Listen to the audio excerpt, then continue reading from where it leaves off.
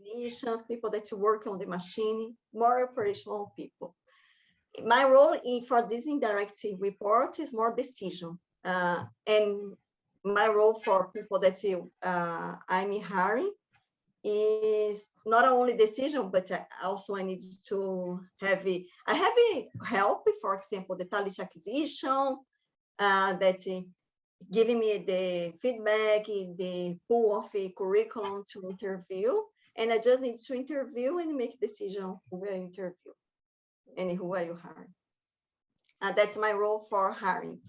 About your question on my LinkedIn is, I believe you don't need to invent.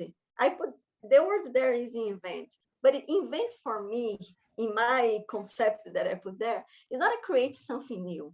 It's not invent something. It's just create a new ways of doing things. It's kind of think outside the box. Don't say yes. Just try to challenge me, try to challenge the status quo that I'm looking for. That's what you're looking for. Yeah. People who think outside the box. Yes. And challenge the status quo.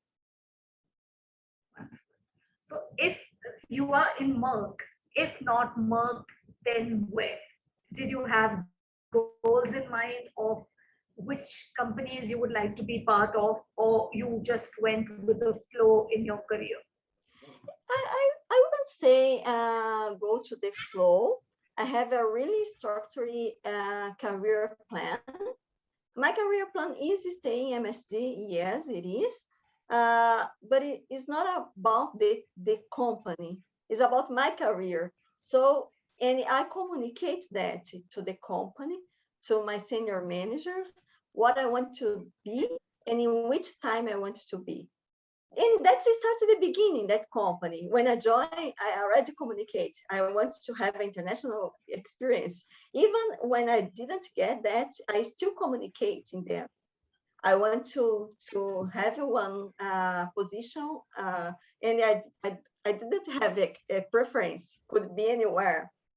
So that was communicated many times. And I still communicate my next steps. I'm going to biotech because I communicate that. I communicate my next step is to have experience in biotech. I have experience in sterile.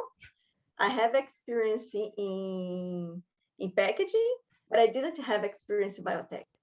And why biotech? Because my next goal is to go for another field, for medical device or animal health. So I have this plan. So this plan could be in MSD, could be another company, but I have my career plan. That's very interesting. And so I'm going to, I teach, English for employability, and we do a lot of resumes. And for these freshers, I usually tell them that it's not about them. Well, there's a balance. Of course, they need to do what they love and they need to follow their plans and their dreams, but it's also about what you're going to bring to the table with a company. So have you always been that way, or did at the very beginning of your career, did you have to think about the company, or no? Maybe I'm wrong in my advice to my students. At the beginning of my career, I didn't have a mentor to tell me I need to do something different. So I strongly recommend to have one career plan, and that career plan belongs to you personally, not to the company. You need to communicate what you want, but I agree with you. There is a balance. You need to communicate what you want and need to find a way for the company give you back, but also you need to give back. So it's always a contract. You need to give something to receive something. I start to do that when I communicate I'm moving because my career was more important than the company when I decided to move. I spend a lot of time to have courage to do that, to be honest. And if I can advise something, do some self-assessment, understanding what you work well, understanding what you really want to do, what you perform well, and try to find a way to enjoy what you do.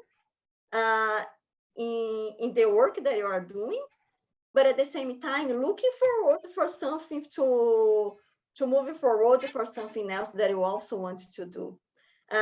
Communicate what you want to do in the future. That not means you are not working what you are working right now.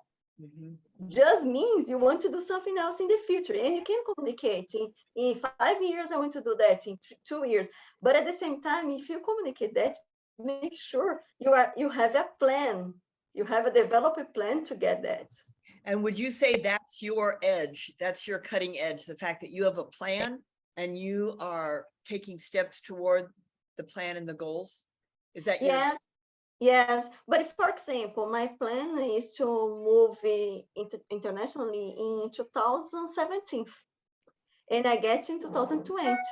That's okay, because you have a plan, you try to develop yourself for that, but sometimes because need to combine the opportunity with your plan. Sometimes it's not at the same time, but you need to understand what you need to do to get that in the right moment. When the opportunity appears, you have to be ready. You have to be ready. Go ahead. I can see Anita's ready for another question. Yes, I am. So no journey is without setbacks and a lot of pluses. So the graph is always up and down. How would you see your journey, and what wisdom would you like to impart to the students? I don't know if I get your question so well. Could you repeat that? Okay, so any journey, your journey has had maybe some setbacks, some obstacles, some problems, and everybody goes through this. And there are people who will feel sad, unhappy, and they may even give up. So what did you do when you had problems? Okay. I'm a super positive person. I always try to do something different, but I will give you one example that happened in a few years ago when I moved to Singapore. And maybe Vicky could see something of this movement, because that was the first time in my life that I but I think about to give up and come back to my comfort zone. When I moved to Singapore, was hard for me because was a totally different culture, and the ways of thinking was totally different. I started to learn about deductive thinking, inductive thinking, because that was the difference. Singapore is more logical, more deductive, and my ways of thinking was more inductive as a Brazilian, because it's the how you are educated in my country. When I get here, there are a lot of things that people don't understand what I'm talking. Is not about language, and I also don't understand what they are talking about. And the same time, there's a barrier for English. Sometimes I didn't know if it is because I didn't understand them, because the English, or if I didn't understand, I didn't get what they want. Was super stressful, and it's kind of, I didn't perform well at the beginning, to be honest. And that was the first moment in my career that I said, I'm not performing well. Maybe I need to come back to Brazil, because there I'm comfortable. It's kind of a come back for my comfort zone. But I didn't, because I'm still here, and I decided not do that, of course. But it was hard. It was not easy. I think my concern is step by step. What I did one step back, and okay, I could not be the Andreia that I was in my entire life. Just give a step back and start. That's it. Wow. Sometimes I think you need to do 2 steps back to do 3 forward. Yes. Can you give an example of how you did that? For giving a step back, don't try to perform. About performance,